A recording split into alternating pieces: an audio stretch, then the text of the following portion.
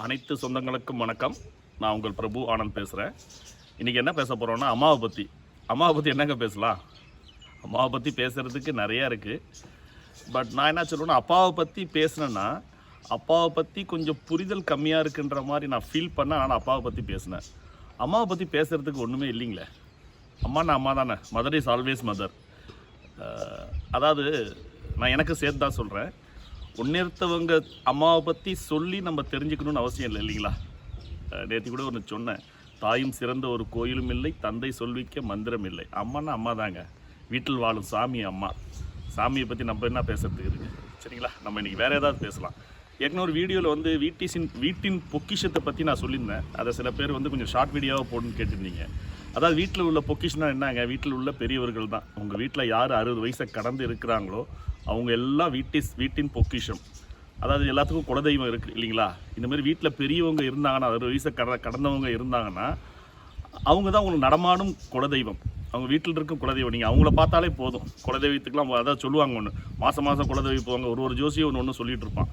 பெற்றவங்களை தாண்டி அந்த நம்ம முன்னோர்களை தாண்டி உயிரோடு இருக்கிறாங்களே வீட்டில் பெரியவங்க, அவங்கள தாண்டி ஒரு அது உங்களுக்கு அப்புறம் தான் அங்கே குலதெய்வம். நான் வந்து தான் சொல்லுவேன். குலதெய்வத்துக்கு அகேன்ஸ்டாக நான் பேசலை.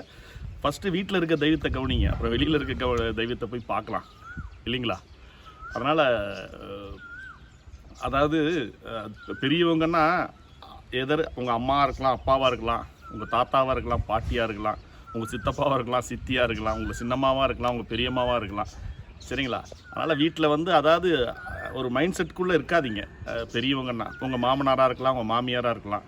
அதுமாதிரி வீட்டில் உள்ள பெரியவங்களை நல்லா அது எப்படி சொல்கிறது, அன்பால் அபிஷேகம் பண்ணுங்க. ஆனந்த மலையில் அவங்கள குளிப்பாட்டுங்க. அதோட ஒரு சந்தோஷம் எதுவுமே கிடையாது. உங்கள் வீட்டில் உள்ள குழந்தைங்களெல்லாம் பெரியவங்களுக்கு மதிப்பு கொடுக்க சொல்லுங்கள்.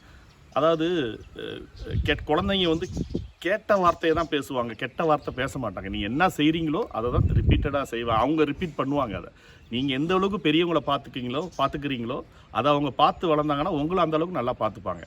நான் சொல்கிற கருத்து உங்களுக்கு பிடிக்கும்னு நம்புகிறேன். உங்களை நான் ஃபோர்ஸ் பண்ண மாட்டேன். என் சேனலை சப்ஸ்கிரைப் பண்ணுங்கள், பெல் ஐக்கானை கிளிக் பண்ணுங்கள். உங்களுக்கு பிடிச்சிருந்ததுன்னா, விருப்பம் இருந்தால் சப்ஸ்கிரைப் பண்ணுங்கள். ஓகேங்களா? நன்றி, வணக்கம்.